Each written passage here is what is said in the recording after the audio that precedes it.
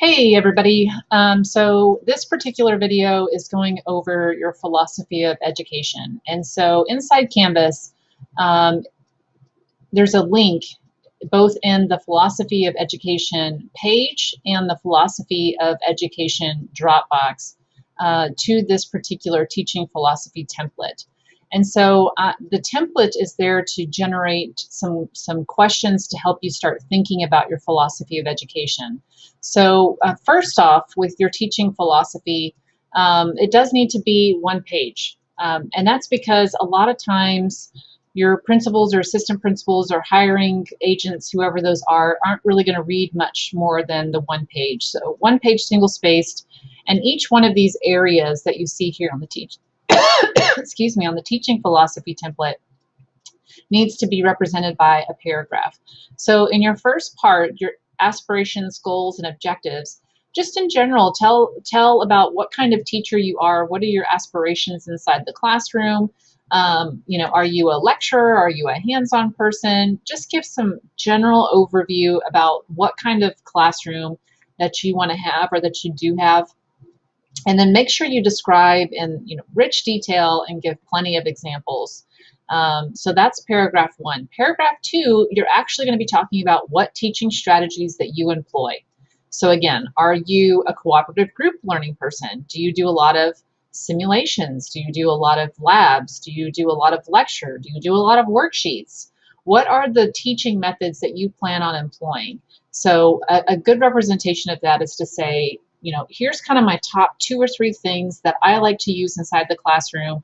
And then not only state, hey, I like to use cooperative group learning strategies, but give some specific examples as to what those look like and when you've used those in the past. So I love to use think, pair, share. And here's why I like to use think, pair, share. Or I like to use roundtable discussions, and here's why. Or I like to use Socratic seminar, and here's why.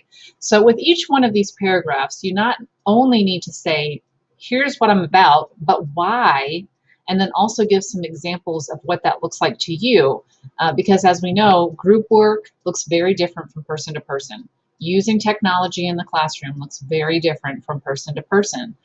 Each classroom is different from person to person, just because teaching is both, an art and a science. It's not a one-size-fits-all approach. So you need to approach your philosophy of education in the same way. Paragraph 3 is about assessing student understanding. So what is it you're going to do to assess their learning?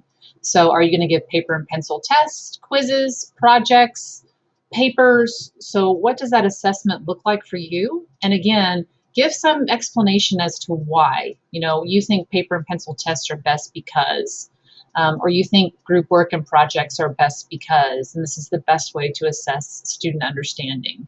So with each one of these, make sure you're giving your statement, you're providing the example, and you're giving some explanation why.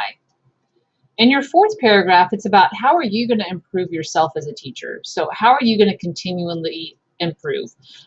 Does that mean that you're going to join a professional learning community, or be involved in professional development, or have a mentor teacher at your school, or have regular meetings with a mentor teacher outside of your school? So what does that look like for you to be continually improving? Even for me as a professor, I ask students all the time, tell me what you thought. Did you learn from that particular exercise? Did you get something out of it? Tell me how it could be better. And then I tweak and make changes every single semester based on that feedback. So talk to me about how you're going to improve yourself in this profession. And then finally, in your last paragraph, it's just generally a closing paragraph just to kind of wrap it all up. So you kind of started with a picture of who you are, kind of end with some of your beliefs and your theories about education. Now, what I will caution you against is a couple of things. One, don't use cliches. And so what I don't want to read in your first or last paragraph is, all children can learn, or children are like gardens. You have to sprinkle water for them to grow. So nothing like that.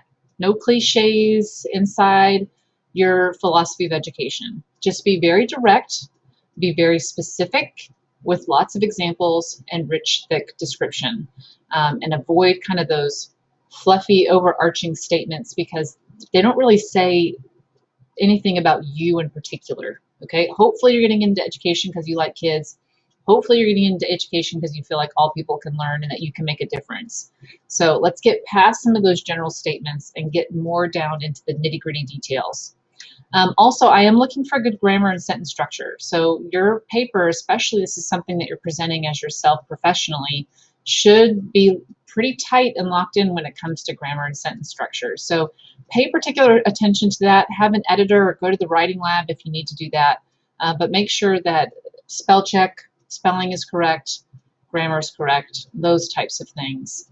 If you have any other questions about your philosophy of education, please ask me, but I've also provided some samples just so you can see what type of detail that I'm looking for.